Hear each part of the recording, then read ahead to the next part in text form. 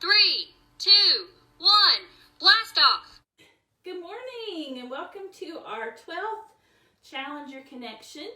I'm Commander Jennifer, and because Commander Melissa is healthy at home, I have a special guest star with me today. This is Sydney, and what are we going to be talking about today? Stars. So we're going to talk all about stars, and we're also going to talk a little bit about constellations. So Sydney, what's a star? A big ball of hot burning gas.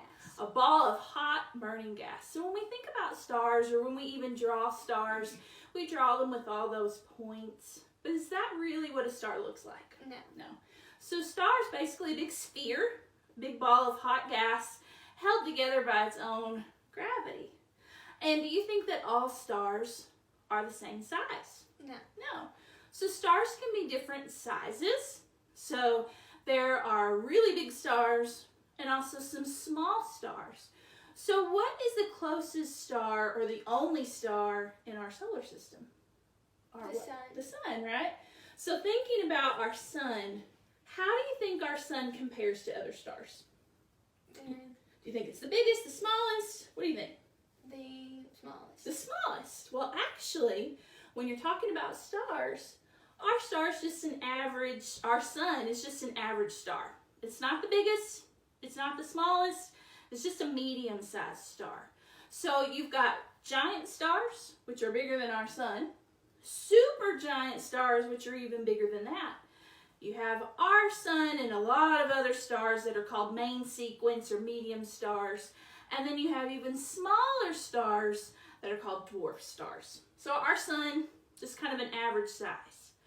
Now, do you think that all stars are the same color? So when we look at them in the sky, they kind of look white or yellow. Do you think they're really all that color? No. So stars can be different colors. Stars can be red. They can be yellow, orange, white. They can even be blue. So what do you think the color of the star is telling us? The temperature. The temperature, right? It tells us how hot the star is. And the temperature of stars isn't measured in Fahrenheit like we're used to. It's measured in Kelvin, which is extremely hot. So what color star do you think is the hottest color? Blue. Blue! You're exactly right. Look at this. She's so smart. So blue stars are actually the hottest temperature stars. The coolest temperature stars are actually red. Now, that kind of is a little funny because when we think about red being hot. But when we're talking about stars, they're actually the coolest temperature stars. Do you think that they're cool enough for us to ever send an astronaut to? No, still way, way, way too hot for that. Red stars are the coolest. Blue stars are the hottest. And again, thinking about our sun, how do you think it fits in there? You think it's the hottest, the coolest, in the middle? What do you think? In the middle. You're exactly right. So again, just like the size of our sun is just kind of in the middle, the temperature of our sun, it's kind of in the middle again. It's like a yellow star. It's just an average temperature star, so there are stars hotter and cooler. Obviously, the sun is very important to us, though. It's the only one in our solar system. The next closest star from our solar system is called Alpha Centauri. How far away do you think it is? 1,000,000 miles. 1,000,000 miles, way further than 1,000,000 miles. It's actually so far away, we don't even really talk about it in miles. Scientists talk about it in something called a light year. A light year is how long it takes light to travel in a year. So one light year is 6 trillion miles. That would be the number 6 followed by 12 zeros. That's a very, very long way away. Alpha Centauri is more than 1 light year away. The next closest star to us is actually 4 light years away. So about how many miles would that be? If 1 light year is 6 trillion, Alpha Centauri is about 4 trillion. 24 trillion miles away. That's very far. Obviously, we're not ever going to probably send a spacecraft unless technology just really changes. So stars can be different colors. They can be different sizes, telling us how big they are, what their temperatures are. And we're not only going to talk about stars, but we're also going to talk about constellations. So what's a constellation? A group of stars that make a picture. Make a picture, right? And do you think that constellations are real or made up? Made up. They're made up, right? So a long time ago, before we had all the fun stuff to keep us occupied, people had to kind of entertain themselves, and during the day they might go outside and look at the clouds. Have you ever done that? Kind of made pictures out of the clouds. You have to really use your imagination.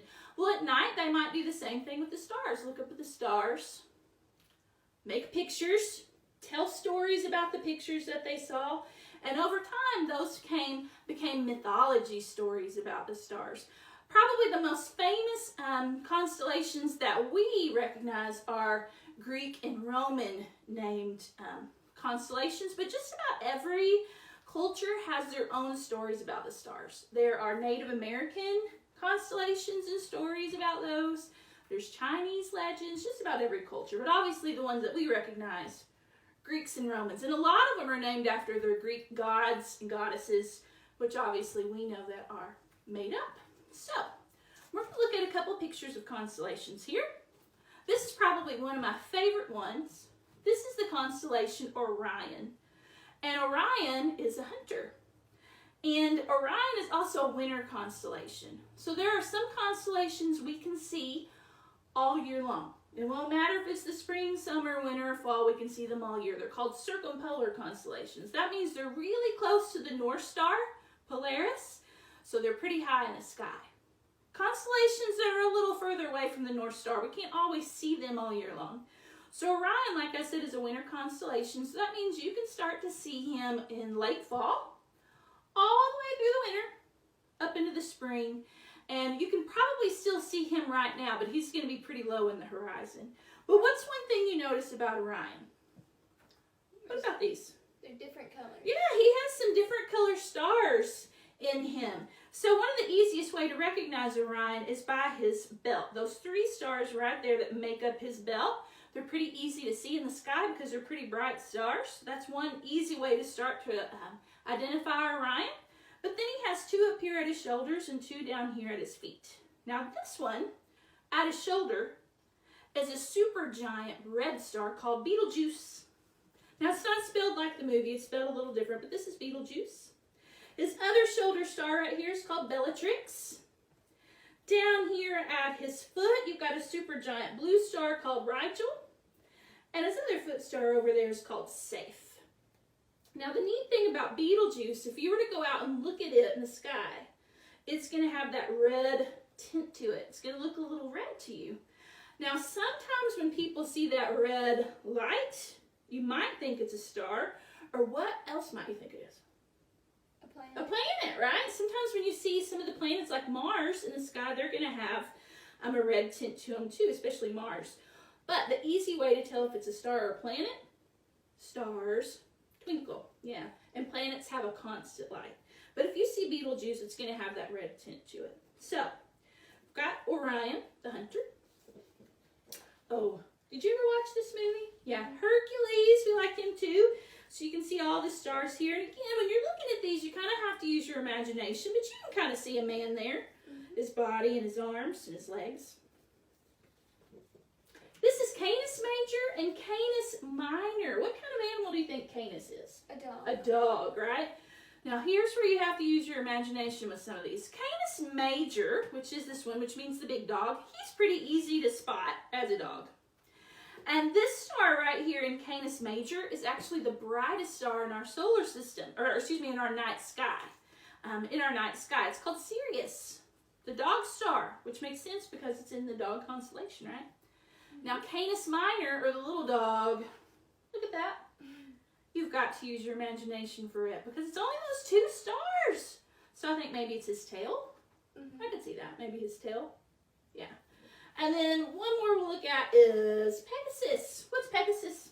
A horse. A horse with Wings. wings. Obviously, it's a mythological animal. It's not real. It's made up. But it's a horse with wings.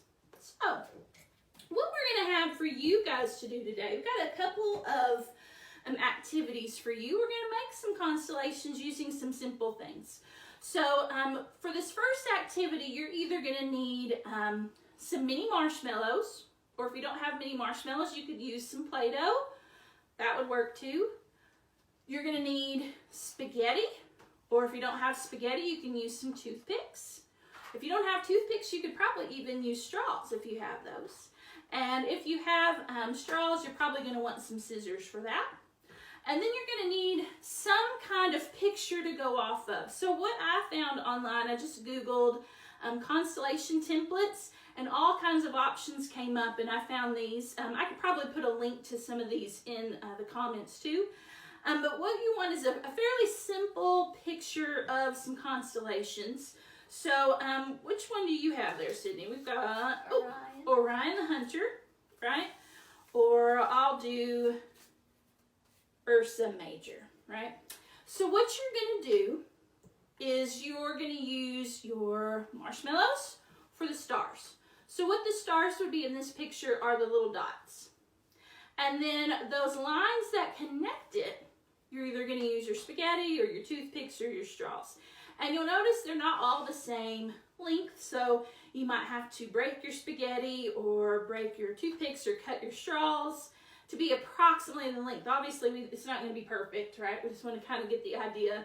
But the first thing you want to do is figure out how many stars you're going to need. So for Ursa Major, or the Big Dipper, now this is only part of Ursa Major.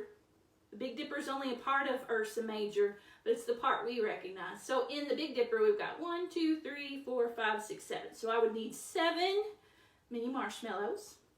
And then I would count and see how many toothpicks or how many pieces of spaghetti I would need. So Sydney chose Orion. So how many stars did you need for Orion? 7. 7. And then what she did was she took it and she broke some of her spaghetti because some of it was a little bit too long. But you see she connected it. So it looks like her picture here. Right? Yep. So what we want you to do is the same thing. We're going to challenge you to make as many of these constellations as you can, either using your spaghetti or your toothpicks. Take some pictures of them, put them in our comments, and maybe don't even tell us at first which constellation you did, and we'll see if we can identify it. The other activity we have for you is to make your own constellation viewer. So like days like today, it's pretty cloudy. If you wanted to go out and see the stars, you're not going to be able to do that very well. So what we're going to do is we're going to bring the stars inside. So we're going to use some same templates just like we had. Now these are big. These are probably a little too big. So I found some that are a little bit smaller. Okay. And same kind of idea. You've got the stars on there that are dots. So you'll need your template. And again, I can put that in our comments so you can see some of those. You're going to need something to poke holes with. So what Sydney and I are using today, we didn't have any push pins. Push pins would probably work the best, but I don't have any here. We don't have any at home. So we just took a paper clip and bent it out.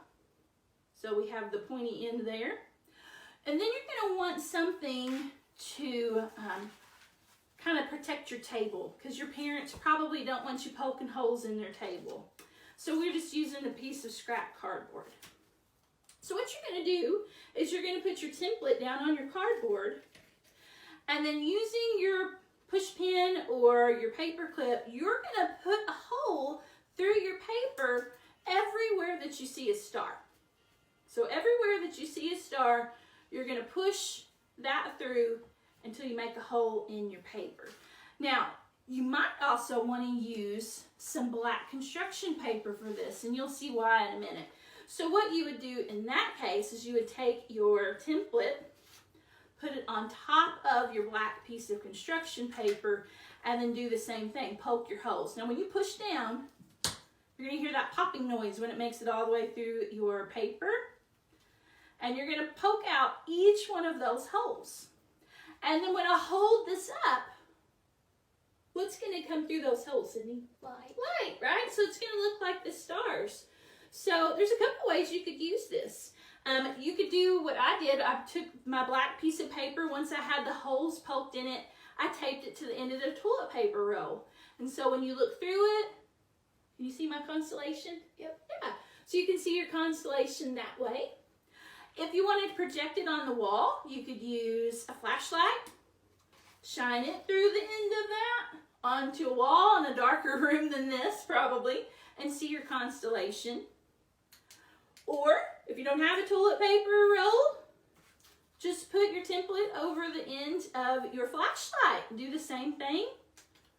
Or, if you still don't have a flashlight and you have a toilet paper roll, maybe you can use your phone flashlight. Shine it through here and project it onto the wall.